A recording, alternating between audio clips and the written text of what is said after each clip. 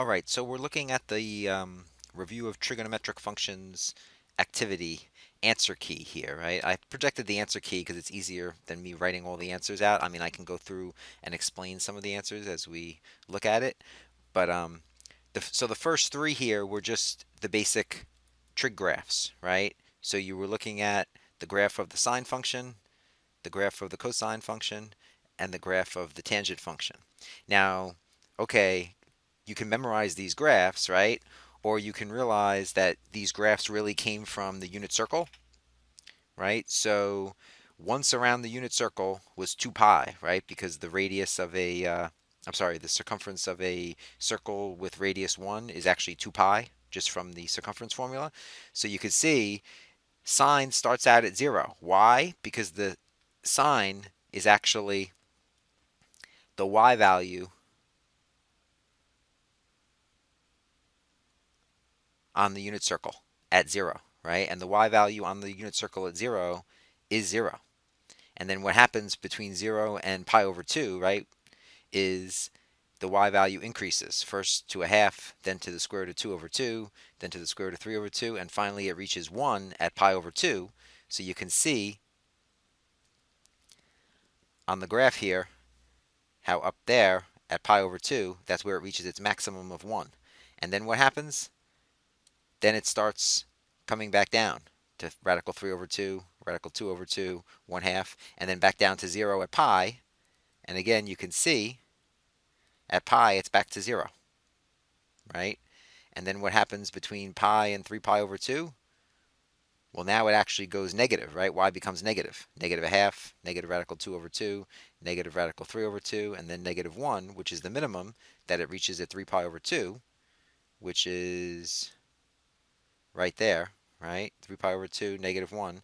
And then for the last quadrant, it starts to increase again from negative radical 3 over 2 to negative radical 2 over 2 to negative 1 half, and then back to 0 again at 2 pi, which really is back to where you started again, right? So when you get back to 2 pi, you're now back here at 0. And then the whole thing repeats again because you just keep wrapping around the circle. Okay, and that's the whole idea of these trig functions. As you wrap around the circle, they just keep repeating over and over again every 2 pi. Okay, so then that's what the sine graph looks like. And again, you can see domain and range, right? It only goes between negative 1 and 1, so the range is only between negative 1 and 1. But the domain, right, you can keep wrapping around the circle infinitely.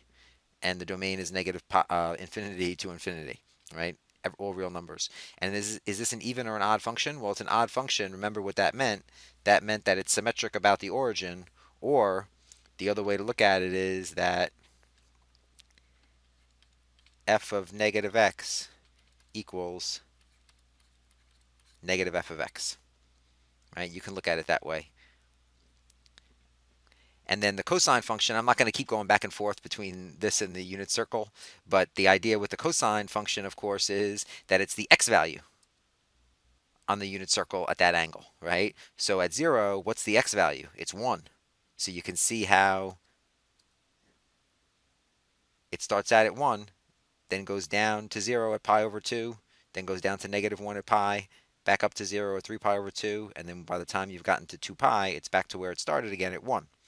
Right? It has the same domain and range as the sine function, but it is an even function, meaning it's symmetric about the y-axis. And you can see, right, if you folded it along over the y-axis, it would match up exactly.